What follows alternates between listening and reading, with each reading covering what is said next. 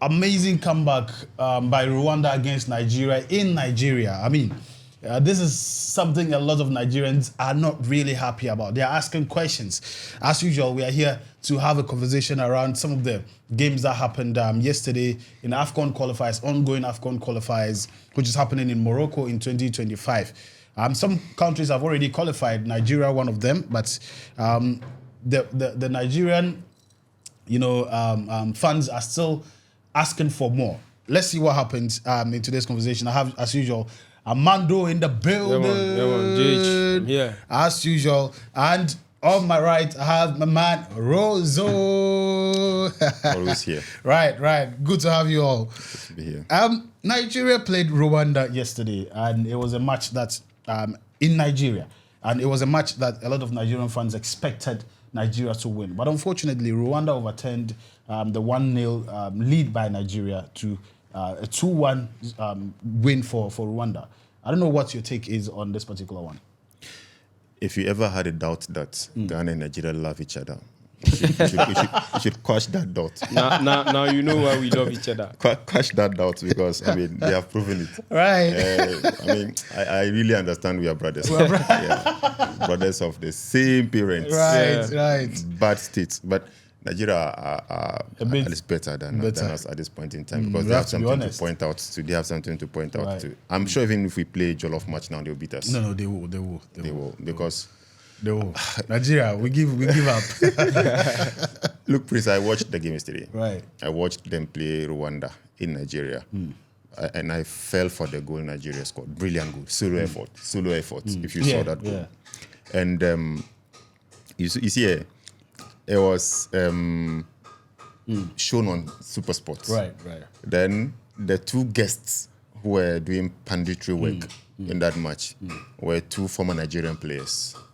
You understand? Moti Odepoju and then Victor Ikpeba. Yeah. Ikpeba. You remember. He was Africa Football of the Year in 1997. Right. Victor Ikpeba. Right. Now, both of them were livid. They were not happy that Nigeria lost against Rwanda in Nigeria. But it was some anticlimax because they had already qualified. But this was the last match they should have used to celebrate their qualification that they lost at home. If you also observe Nigerian football, I think that they're also falling in standards.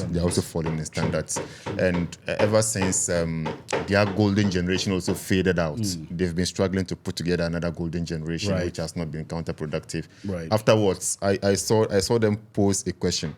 You know, their coach is Austin Eguavon. Should Eguavon continue as head coach of Nigeria or not? So just as we're also talking about Otoado here. Yeah. And you know, he came in as an interim coach. And this is not the first time he's coaching Nigeria. I remember even in 2008 that Ghana hosted, he was Nigeria's coach. Former player, former coach, now he's back again. Right. He also went back to the Ajax to see how it is panning out. I knew he was going So, I mean, the picture in Nigerian football is not also as impressive as it used to be. And if you gauge the football temperature in that country, the masses, and you know Nigeria is a giant country, population of about 200 million.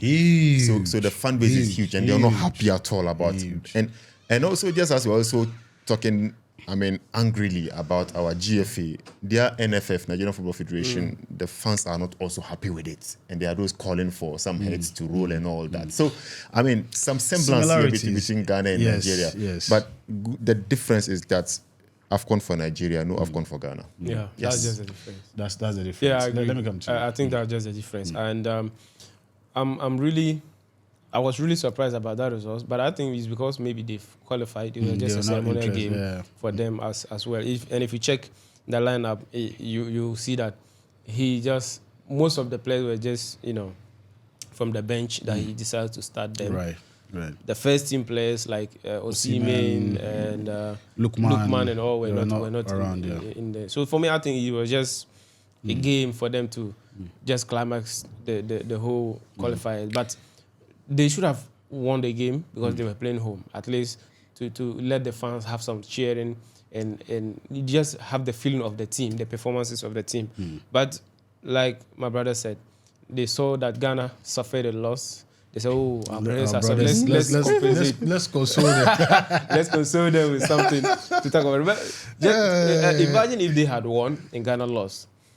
you would have seen how internet will be sweet, but it's a bit quiet now because all of us are in the same page. But the good thing for them is that they have qualified already, so for me, I think that's a good thing for them, and they should work towards the main competition because they have the quality, they have the football, quality play we've all been crying for. But the problem is, why is it always that when our players who do so well abroad, when they come to represent our nations, they don't replicate those performances? I think it's a big question, and I see some Nigerian fans already crying that Victor Osimhen like this, they should stop calling him.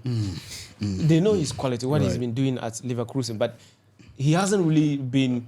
You mean Boniface? Yeah, Victor Boniface. a solid player, good personality, but he hasn't really been able to, bring that performance into the national team. Yeah, so I think is kind of relatable, from what we are experiencing here in Ghana. And there have been that question, Rosso, about like an interestedness of, or if there's any word like that, of players when they come, or the lack of energy of these players to actually play when they come to their local or their national teams. I don't know if there is any, in your mind, anything that is accounting for that. Because as we said, most of these countries assemble the best of the best, in world football. But when they come home, you just see clearly that there's no energy in these boys with regards to how they play. I suppose even if there's something like that, it is more relatable to Black Africa. Right. Because I see quite a different trend in North Africa. Because I see the Arabians, they come home and they are that passionate. You watch an Algeria, you watch a Morocco, and then you watch an Egypt.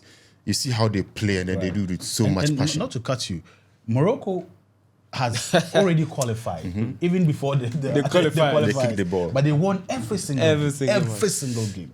And you saw the passion with which they did. And whenever they assembled their players, they came and then they delivered. Now, juxtapose that with what happens in Black Africa, West Africa, and Southern Africa, thereabout. Right. And then you see that there's some sort of a lackadaisical attitude. And then it's not only peculiar to Ghana, honestly. Right. Now, I look at it and I remember CAF President Patrick Musefe talk about the CAF Super League, where he is trying to birth a legacy of starting a club competition that is hugely funded. So much money. There are many negatives regarding that. I discussed it somewhere, but there are also some positives. You see, the panacea to what we are saying happen today has to do with strengthening our local leagues in Africa. Absolutely. And I delivered a message somewhere, and I was asked about, will there ever be a time when an African country will win the World Cup? And I made a submission and I mentioned that for an African country to win the World Cup, we should work at strengthening our local leagues and make them more competitive than they currently are. Right. And if you think in that direction, then Musefe's brainchild of the CAF Super League, where there will be huge injection of millions of dollars into the competition. And one negative I have about it is that it is an elitist competition. You wouldn't have clubs with small amount of money, low revenue clubs. They cannot compete. It would be an elite competition for big boy clubs like the Mamelodi Sundowns and all those clubs. Do you understand? TP Mazembe, those who have deep pockets. And it wouldn't be good for low pocket clubs. You understand?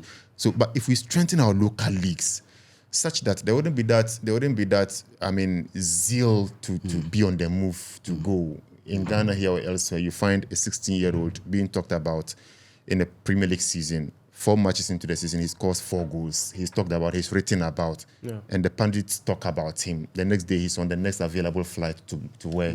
To Indonesia to play football. So until we are able to cut the brain drain in our local leagues and then inject capital into it, so that players will even come back to Africa from the twilight of their career. Look at the South Americans in Brazil. when the players are getting to the wrong side of 30s in Europe, they go back. They go back to play for Flamengo, Grêmio, Sao Paulo, Corinthians. Right. But in Africa, it is not mostly like that. So if we strengthen our local leagues, I think that it will change the narrative, and our players based in Europe will always come back home to play for their national teams, because there are locally based players to compete with them and beat them to it. If we don't bridge the gap. That, big shout outs to Ahmed Musa, the former skipper of the Nigerian football. That guy. Who is now playing for Kano Pilas in Nigeria. Right. That guy, you see, he's like the Sadio Mane of today. I just love Very philanthropic. Ahmed Musa. I follow a lot of philanthropic work. People love him. Yes, in Nigeria, he's a hero, especially where he plays. Yeah. And what he's doing, brilliant. Ahmed Musa, big shout out to you. I think in our own, Sule Mutari also did something similar when he came back to Hasselhoff. And he recently granted an interview and he talked about that, that he just wanted to help uplift the image of the league.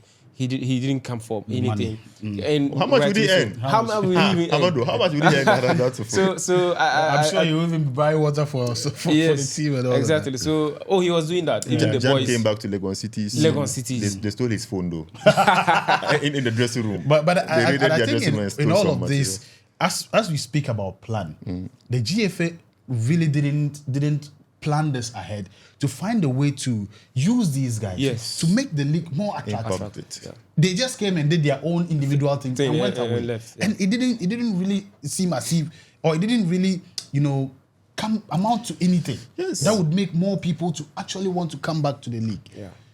You can discuss something around some sort of a national service. Look, okay, you guys, you've gone to Europe, you've made your money, and then you're about to retire. Spare us one season in our local league. Okay, so maybe I played for Liberty Professionals before I left. Right. Okay, come back to your Liberty, no problem.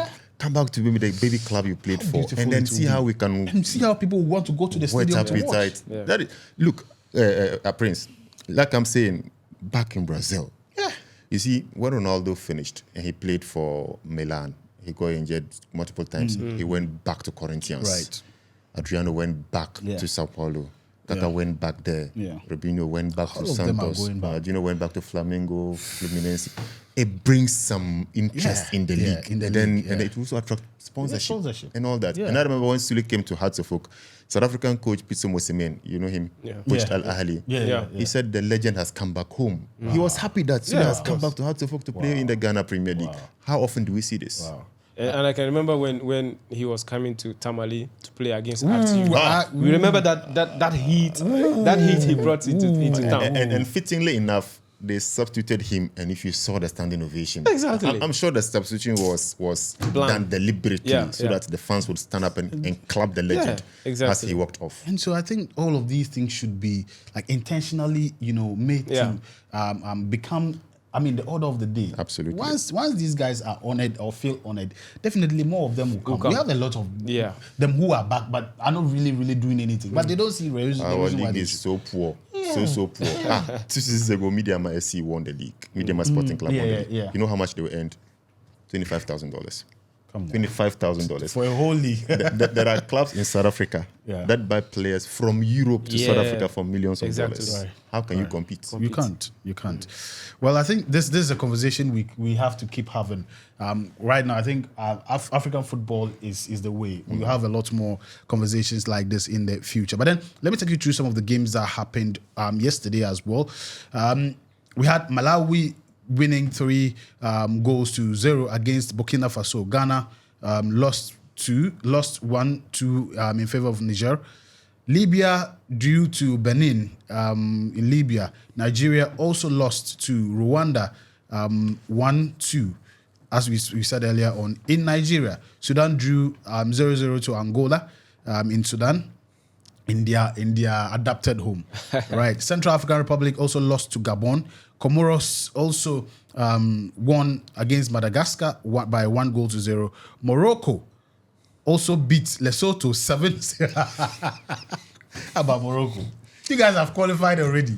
What is it again? Don't mind them. They are scoring all the Afcon goals. So they should reserve their goals for the Afcon. So. Right. Tunisia lost to Gambia. Was that a shocker? I think we should stop being shocked about these results. No. I was about to ask you. Hold it. I'll come back to that question.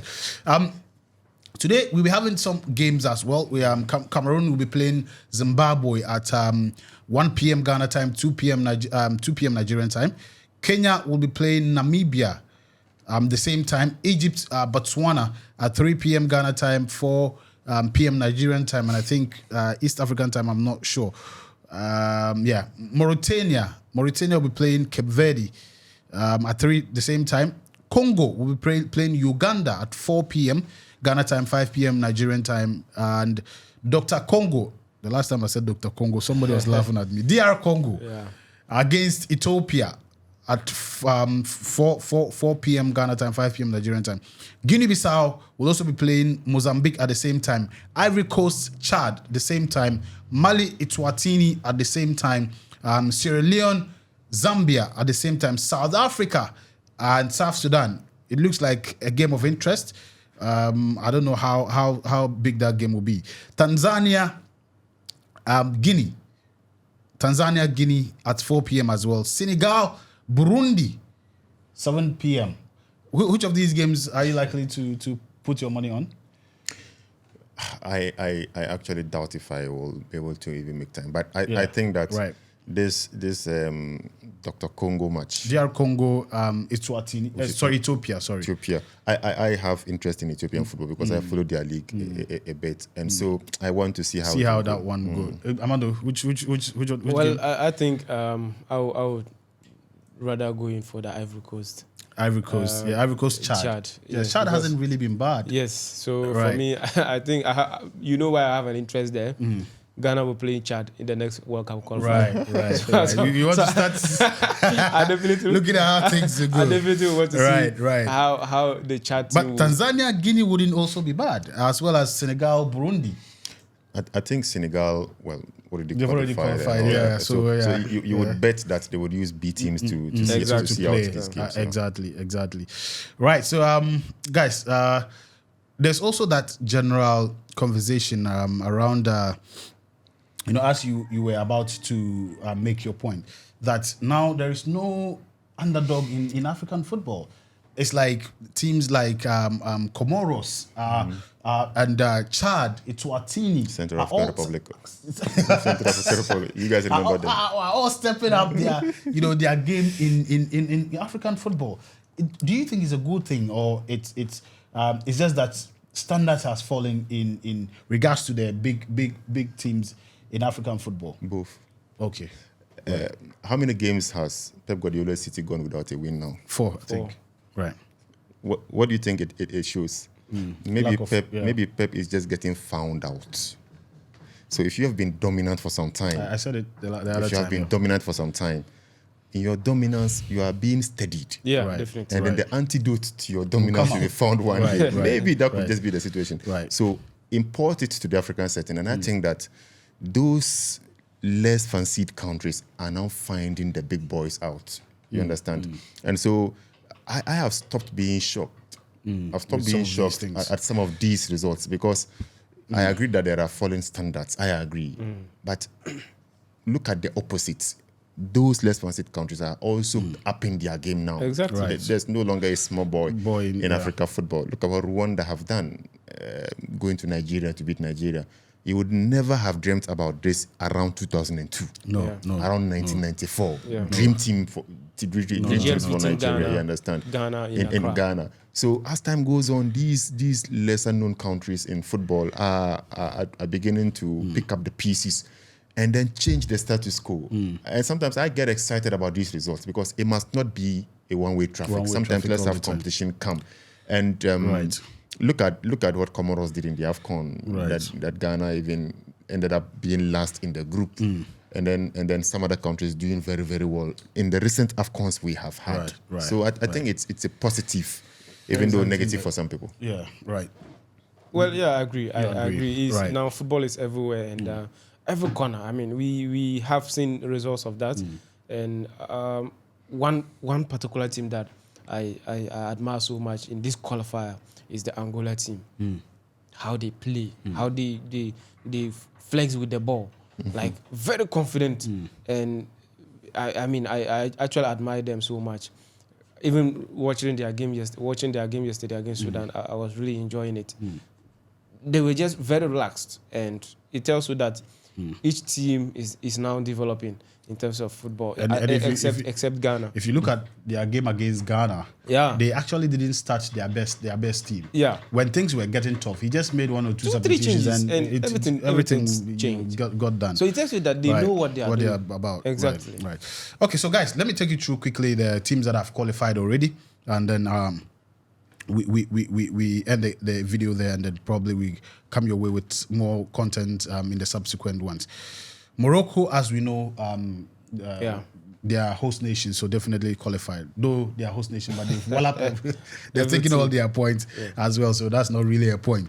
So Morocco has qualified, Burkina Faso have qualified, Cameroon qualified, Algeria qualified, DR Congo qualified, Senegal qualified, Egypt qualified, Angola qualified, Equatorial Guinea qualified, Cote d'Ivoire qualified, Gabon qualified, Uganda, South Africa, Tunisia, Nigeria, Zimbabwe, Zambia, Mali, Comoros, Sudan, and Benin. These are the teams that have already qualified. It's left with 3 teams. 3 teams, yeah, to complete the table. And then in the coming days, in today's, I think today and tomorrow. Yeah, after today, yeah. After today, we'll get to know who those teams are, and then we'll be bringing you more content around African football as well. Let us know what you think regards to the conversations we've had in the comment section. Do you think that now there is no small boys or big boys in African football? Let us know your thoughts and why you think so as well. Nigeria, it seems they are following the footsteps of Ghana. Do you think so? And what do you think is the reason? And what should we do to whip up the interest of these players when they come home to play and all of that? So please let us know your what you think, and also any conversation or any comment you wish to start. Let us know in the comment section, and we will be bringing you more conversations relating to these same conversations. So guys, until the next one, we out. Peace.